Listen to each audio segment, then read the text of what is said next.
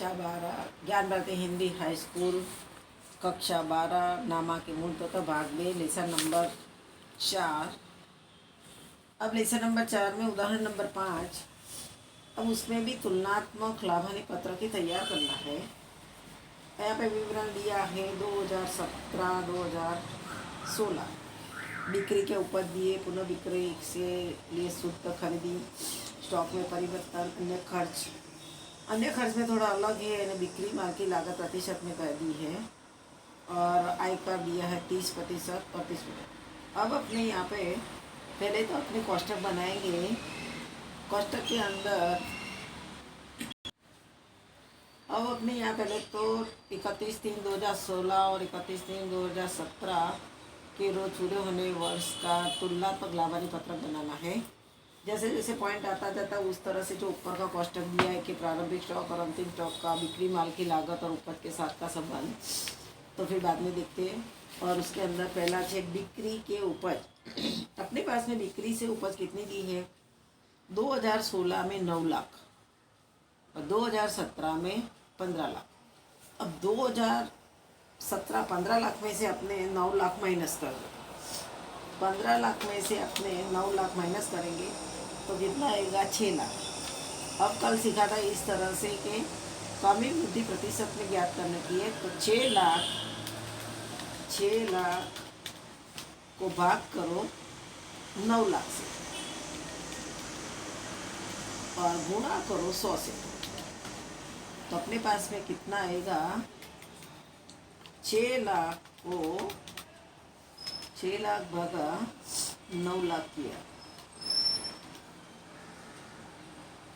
और गुणा 100, तो यहाँ 66.66 आता है। यहाँ किताब निकलती है क्योंकि अपने 5वें से 6 लाख को 9 लाख से भाग देते हैं तो अपने पास में 0.66 आता है, इसलिए यहाँ पे गलती सुधार देना, 40% नहीं आ रहा है।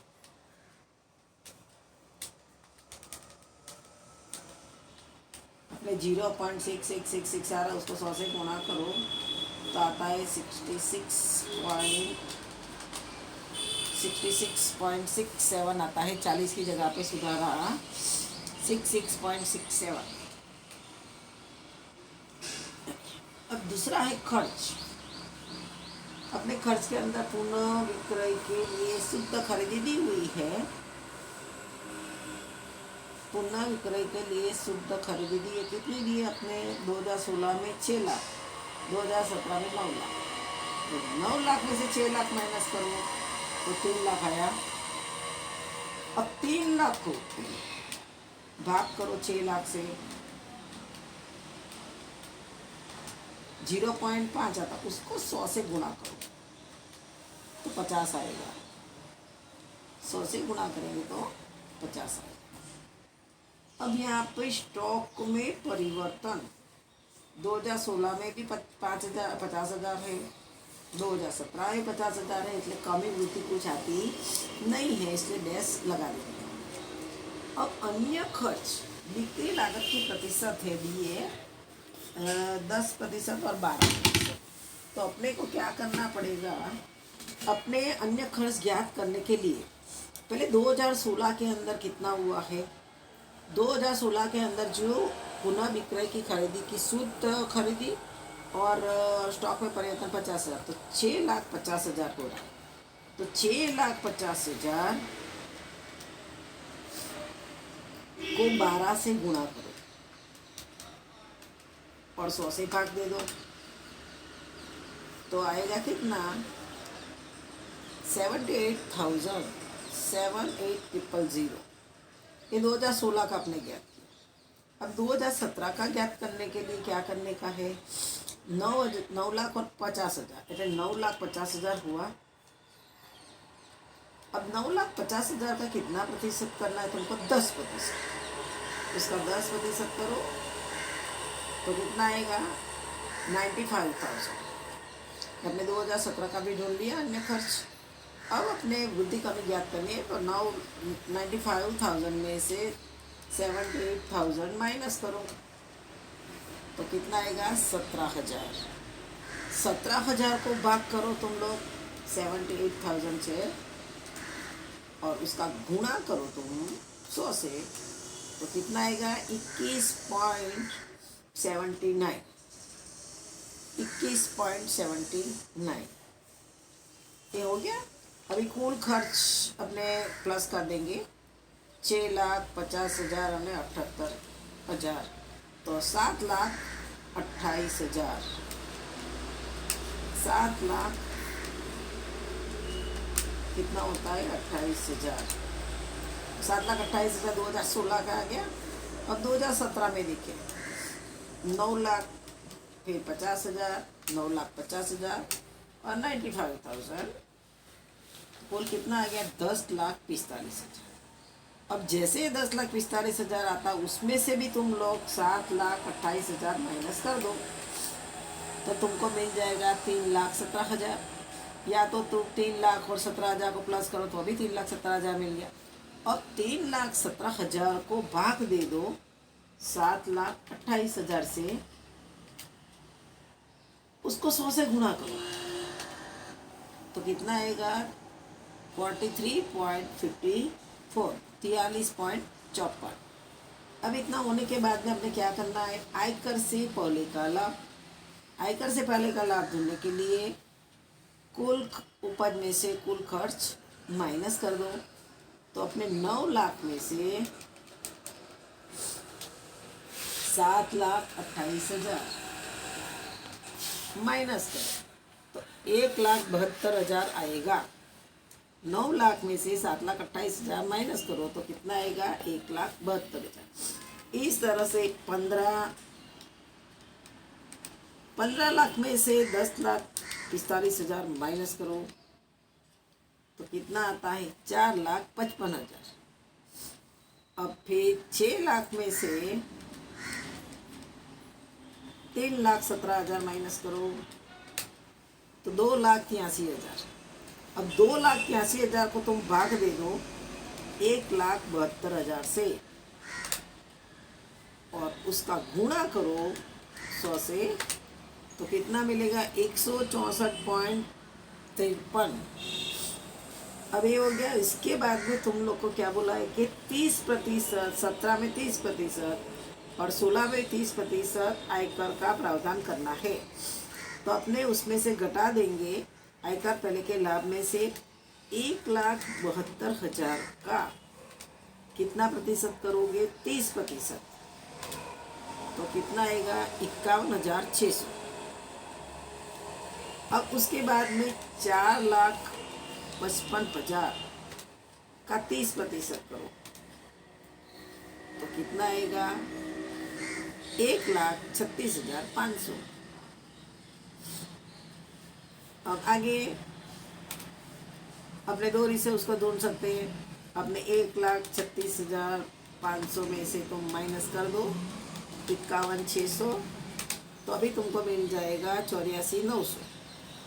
अब 84,900 को भाग दे दो 51,600 से और 100 से गुणा कर दो तो कितना आएगा 164.53।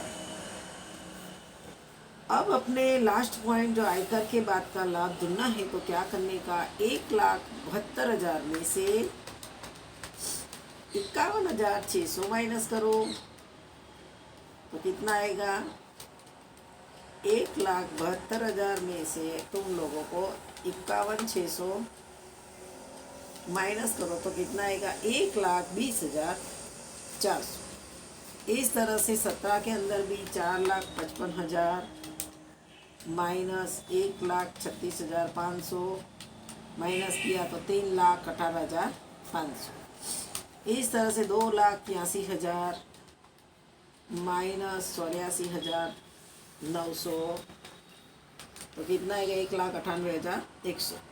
अब उसका प्रतिशत निकालना तो 1,98,100 का भाग दे दो तुम 1,20,400 और गुणा कर दो 100 तो 164.53 आ जाएगा। यहाँ पे कुल खाली अन्य खर्च बिक्री के ध्यान में रखकर प्रतिशत दिया था, उसमें थोड़ा सा ही डिफरेंस था। अब उदाहरण नंबर 6। अब उदाहरण नंबर 6 के अंदर भी तुलनात्मक लाभानी पत्रक बनाना है। पहले अपने तुलनात्मक लाभानी पत्रक ही बना देंगे। विवरण टिप्पणी नंबर 2016-2017 कमी वृद्धि रुपया में यानी कमी वृद्धि प्रतिशत। अपने नंबर डालना जरूरी है, पहले ही बताइए 1 2 3 4 5 6। अब पहले ढूंढेंगे बिक्री से उपज। अब बिक्री से उपज में 2016 में कितनी है 18 लाख, 2017 में कितनी है 15 लाख। अब तुम लोगों को 15 लाख में से क्या करना है 18 लाख माइनस करना है, तो कितना आएगा 3 लाख। ये कम हुआ है, कमी हुई है, इसलिए उसको कोष्टक में लेंगे।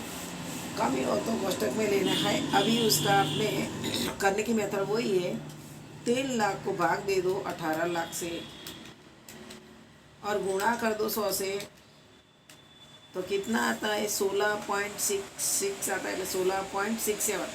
उसको भी अपने कोष्टक में ही रखेंगे क्योंकि कमी हुई है। अब अन्य आवक। अब अन्य आवक कौन सी है? अन्य आवक तुम्हारे पास में यहाँ पे क्या लिखा है? अन्य खर्च, अन्य आवक बिक्री का प्रतिशत। आगे का पॉइंट अपने सवाल के अंदर पहला 5वां पॉइंट लिखा है क्योंकि अन्य आवक पहले अपने ज्ञात करनी पड़ेगी। अन्य आवक क्या बोला है? बिक्री का प्रतिशत देना है। तो अपने बिक्री कितनी है 18 लाख। 18 लाख का अपने कितने प्रतिशत करेंगे? 10% करो तो कितना आएगा 1,80,000 2016 में। अब 2017 में कितना आएगा अन्य आवक? बिक्री 15 लाख, उसका कितना करना है 12%। 12% करोगे तो 1,80,000 आ जाएगी।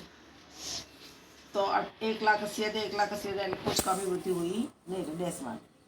अब हमने कुल उपज ज्ञात कर लेंगे।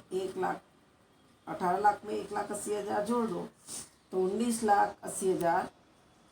फिर 15 लाख में 1,80,000 जोड़ो तो 16,80,000। 16,80 को माइनस कर दो 19,80,000 से, तो कितना आएगा 3 लाख जो कमी हुई है।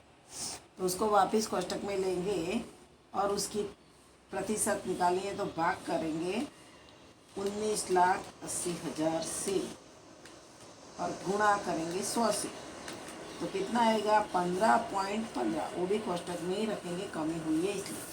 अब अपने खर्च देखते हैं। 4 नंबर पॉइंट खर्च। पुनः बिक्री के लिए शुद्ध खरीदी दी है अपने को 5 लाख व 6 लाख। अब 6 लाख में से 5 लाख माइनस करो, 1 लाख आएगा। 1 लाख को तुम भाग दे दो 5 लाख से, भाग दे दो 0 गुणा 100 यानी 20 आ जाएगा। अब यहाँ पे स्टॉक में परिवर्तन 1 लाख और 1,60,000। 1,60,000 से 1 लाख माइनस करो तो कितना आएगा 60,000। उसको तुम भाग दे दो 1 लाख से और गुणा कर दो 100 से, तो कितना आएगा 60। अब अन्य खर्च में क्या करना? अन्य खर्च में लिखा है बिक्री का प्रतिशत ज्ञात करना है। अन्य खर्च बिक्री का है तो अपने बिक्री कितनी है 18 लाख है। अपने 18 लाख को 18 लाख को अपने कितने से गुणा करेंगे? खर्च अन्य खर्च की प्रतिशत 40%, तो उसको 40 से गुणा कर 100 से भाग दे, कितना आएगा 7,20,000। 2016 में 7,20,000। अब 2017 में देखने का है तो 2017 में कितनी उपज 15 लाख है, उसका आपने गुणा करना है 45% और 100 से भाग दो એટલે 6,75,000 आएगा।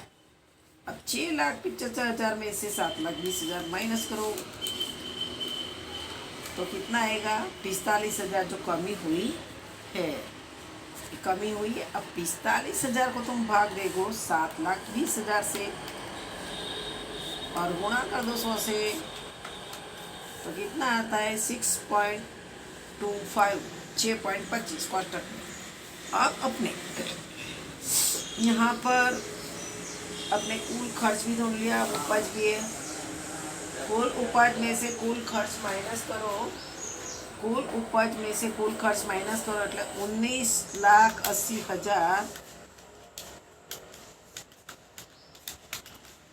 19,80,000 में से 13,20,000 माइनस करो, कितना आएगा 6,60,000।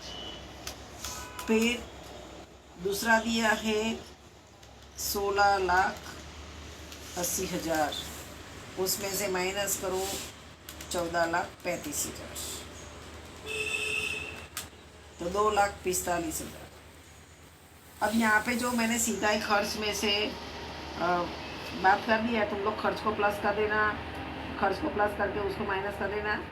अब अपने जो खर्च में अंदर पता है कि 6,45,000 पे 1,60,000 से 45 माइनस तो 1,15,000 है और उसका प्रतिशत निकाल। अब सीधा ही अपने 3 लाख है, अब 3 लाख माइनस में है और 1,15,000, तो कितना हो जाएगा 4,15,000 करना पड़ेगा। आयकर से पहले का मिल जाएगा 4,15,000 को कोष्टक में डाल दो। अब उसके प्रतिशत भी निकालना है कि 4,15,000 ना भाग कर दो 6,60,000 गुणा 100, कितना आता है 62.88।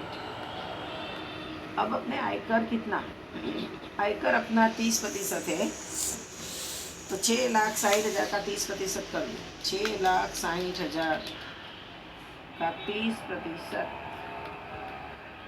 तो कितना आता है 1,98,000। फिर 2,45,000 का भी 30% है, तो 73,500, 73,500 में से 1,98,000 माइनस करो, तो कितना आएगा 050। तो तुम लोगों को मिलेगा 1,24,500 जो कोष्टक में आया। और फिर 1,24,500 भागा कर दो 198 और गुणा करो 100 से, तो कितना आता है 62.88। अब तुम आयकर से पहले के लाभ में से आयकर माइनस कर दो, 6,60,000 माइनस 1,98,000, तो कितना आएगा 4,62,000। फिर 2,45,000 माइनस 73,500, 1,71,500। अब यहाँ पे जो है 4,15,000, उसमें से माइनस करो 1,24,500, तो 2,90,500 आएगा, कोष्टक मिलेगा। और ये प्रतिशत निकाल दोगे 2,90,500 का 4,62,000 और गुणा 100 कर दोगे तो 62.88 आएगा, 62.88 आएगा। यहाँ पे खर्च और बिक्री दोनों का प्रतिशत निकालने की 7 तक में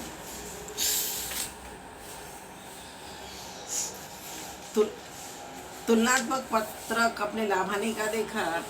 अब तुलनात्मक पक्की तलपट का ढांचा देखेंगे, उसमें भी विवरण लिख देने का। तुलनात्मक पक्की तलपट का ढांचा, तारीख खाली जगह के रोज की तुलनात्मक पक्की तलपट, विवरण टिप्पणी 2016 यानी आधार वर्ष और चालू वर्ष 2017, वृद्धि कमी प्रतिशत में, वृद्धि कमी प्रतिशत। अब अपने इक्विटी दायित्व के अंदर कंपनी के वार्षिक हिसाब के अंदर ये फॉर्मेट चल जाओ।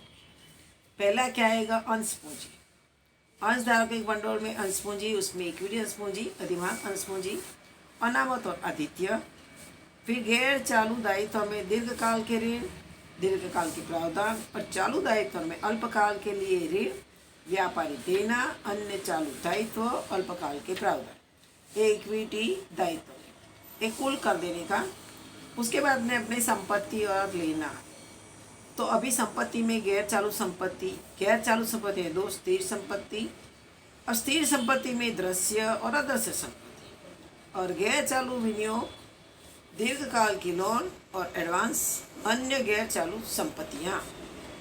अब चालू संपत्ति में चालू विनियोग, माल सामग्री, व्यापारी लेना, रोकड़ समक्ष, अल्पकाल की लोन और एडवांस, और अन्य चालू संपत्ति। एक कुल करोगे, यानी पहले कुल इक्विटी दायित्व और कुल संपत्ति का, और दोनों का टोटल मिल जाएगा। ये जो कंपनी के वार्षिक हिसाब की फॉर्मेट थी वही है, खाली चालू वर्ष और आधा वर्ष के हिसाब से वृद्धि कमी ज्ञात करनी है। अब अपने जो टिप्पणी में लिखिए कि विद्यार्थी सरलता से विश्लेषण अर्थकारण कर सके, इस हेतु से पक्की तलपट की जरूरी महत्व के शीर्षक का ही समावेश किया है। अन्य अतिरिक्त माहिती विद्यार्थियों के पास से अपेक्षित नहीं है। पक्की तलपट के ढांचे के बारे में विस्तृत अध्ययन उससे पहले अपने कंपनी के वार्षिक हिसाब में सीख चुके। अब पक्की तलपट का विश्लेषण, पक्की तलपट दो मुख्य अंग, एक तो इक्विटी दायित्व और दूसरा संपत्ति। अब पक्की तलपट के अर्थघटन के अनुसंधान में इन दोनों के संबंध में निम्नलिखित स्पष्टीकरण दे सकते हैं।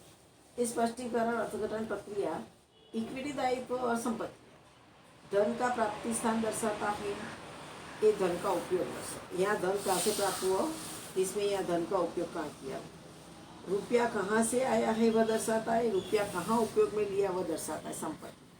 रुपया के बंडल की प्राप्ति करते हैं और रुपया का विनियोग दर्शाता है। रकम में वृद्धि, अधिक रकम प्राप्ति दर्शाता है। रकम में वृद्धि संपत्ति में विनियोग की वृद्धि दर्शाता है। रकम में कमी, रुपया वापस किया अथवा तो प्रावधानों की कमी दर्शाता है, जबकि रकम में कमी गैर चालू संपत्ति या चालू संपत्तियों में कमी दर्शाता है। अब पक्की तलपट का विश्लेषण क्या दर्शाता है कि पक्की तलपट धंधा की इकाई की संबंधता संबंधित माहिती प्रदान करती है। तुलनात्मक पक्की तलपट की मदद से गत वर्ष की तुलना में दीर्घकाल और अल्पकाल की संपन्नता में वृद्धि या कमी हुई है, इस संबंध की जानकारी प्राप्त होती है। इस संबंध में विस्तृत चर्चा गुणोत्तर विश्लेषण के अपने आगे के पाठ में देखेंगे। पक्की तलपट द्वारा दो समय अवधि दौरान अंश वृद्धि, अनामत वृद्धि, गैर चालू दायित्व, गैर चालू संपत्तियां के रूप में रुपया के स्वरूप या प्रतिशत के रूप में कितना परिवर्तन हुआ यह जान सकते हैं। यानी तुलनात्मक पक्की तलपट की मदद से उनके सभी भागों का जो की परिवर्तन कमी की ओर है, वृद्धि की ओर है आदि के बारे में अपनी जानकारी प्राप्त कर सकते हैं। उदाहरण एक जो है कि उदाहरण 7 में star up India company limited का तारीख 31/3/2016-17 की पक्की तलपट तुलनात्मक पत्रक के आधार तैयार करते थे। और यहाँ पे अपने पक्की तलपट भी दी है।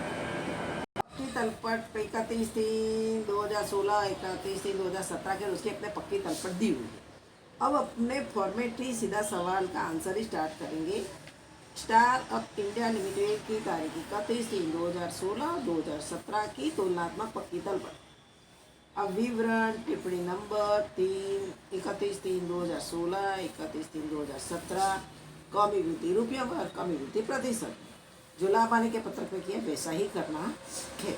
अब यहाँ पे तुम लोग को दिया हुआ है इक्विटी दायित्व के अंदर, इक्विटी दायित्व में अंशधारकों के भंडोल लिखा, अंश पूंजी में इक्विटी अंश पूंजी कितनी है, 2016 की 10 लाख और 2017 की 12 लाख।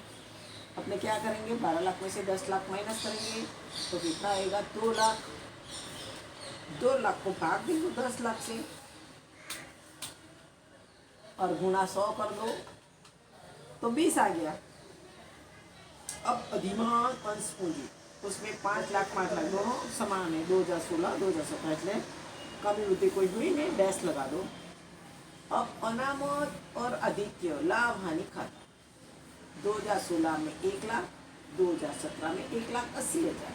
1,80,000 में से 1,80,000 में से 1 लाख माइनस करो तो कितना आएगा, 80,000। 80,000 को तुम भाग दे दो 1 लाख से और गुणा कर दो 100 से तो कितना आएगा, 80%।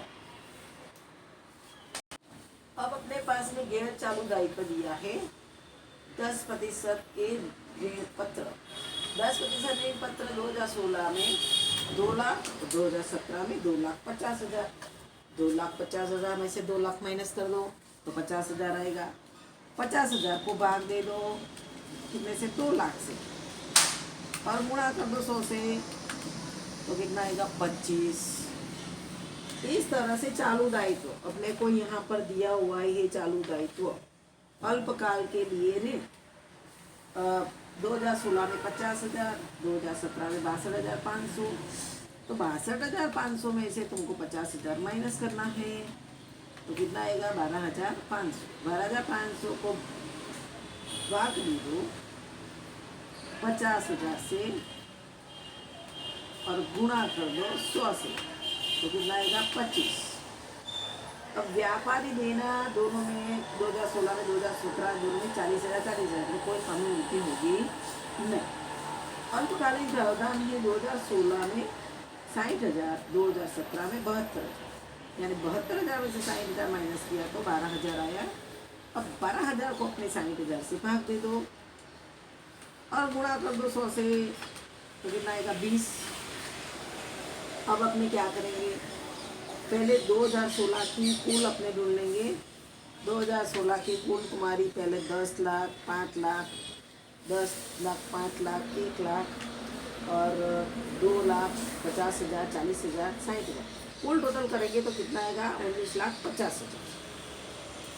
इस तरह से 2017 में भी कर दो 12,50,000, 12,05,000, 12,05,00,000, 1,80,000, 2,50,000, 62,500, 40,000, 72,000 कुल कितना आएगा, 23,04,500। और उसमें कमी वृद्धि अपने दो रिश्ते ज्ञात करते हैं। पता है कि 23,04,500 माइनस 19,50,000 तो अपने कितना आएगा, 3,54,500। अब 3,54,500 को अपने भाग दो 19,50,000 से और गुणा कर दो 100 से तो कितना आएगा, 18.18। अब अपने इक्विटी दायित्व पूरा हो गया। अब संपत्तियाँ लेंगे। संपत्तियों में गैर चालू संपत्तियाँ, उसमें स्थिर संपत्तियाँ, स्थिर में दृश्य और अदृश्य दिए। दृश्य संपत्ति 8 लाख और 10 लाख, 10 लाख में से 8 लाख गया तो 2 लाख। 2 लाख को तुम भाग दे दो, 2 लाख को तुम भाग दे दो कितने से, 8 लाख से, और उसको 100 से गुणा करो कितना आएगा, 25%। उसके बाद में अदृश्य संपत्तियाँ 5 लाख है, 6,25,000 पहले 1,25,000 आया गुणती, उसको भाग दे दो 5 लाख से और गुणा कर दो 100 से तो 25 आएगा। अब दीर्घकाल के विनियोग 2016 में 4 लाख है, 2017 में 3,79,50, उसमें से माइनस करो 3,79,500 माइनस 4 लाख तो कितना आएगा, 20,500। एक कमी हुई इसलिए अपने कोष्टक में लिखेंगे और 20,500 को भाग दे दो 4 लाख से और गुणा कर दो 100 से तो कितना आएगा, 5.13 को कोष्टक में रखेंगे। अब चालू संपत्तियाँ अपने दिए 2,50,000 और 3 लाख। पहले 3 लाख में से 2,50,000 माइनस करो तो कितना आएगा, 50,000। 50,000 को तुम भाग दे दो कितने से, 2,50,000 से और 100 से गुणा कर दो तो 20 आएगा। अब यहाँ पे कुल संपत्तियाँ का टोटल करके रख लेने का है, 8 लाख, 5 लाख, 4 लाख, 2,50,000 तो कुल कितना है, 19,50,000। अब इस तरह से 2017 में 10 लाख, 6,25,000, 3,79,500, 3 लाख और 23,04,500। अब वृद्धि कमी 2 लाख, 1,25,000 प्लस 50,000, 3,75,000 था। 3,75,000 से अपने 20,500 माइनस करेंगे तो 3,54,500 जो कोष्टक में कमी है तो कमी माइनस होती है, ऐसे कमी माइनस कर दो और फिर 3,54,500 को भाग दे दो 19,50,000 से और गुणा कर दो 100 से तो 18.18 आएगा।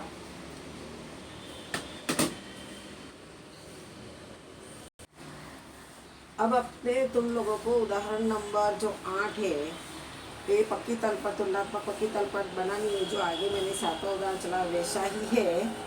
अब तुम लोग को उदाहरण नंबर 8 घर पे करना है, यानी जहाँ से उदाहरण चला है वहाँ से आज अपने 5वें से चला है 5, 6, 7 और 8 तक तुमको उदाहरण पूर्ण करना है। और स्वाध्याय के जो ऐसे सवाल है लाभानी और तुलनात्मक पत्रक वो तुम लोगों को घर पे होमवर्क में करना है और फॉर्मेट याद करना जरूरी है।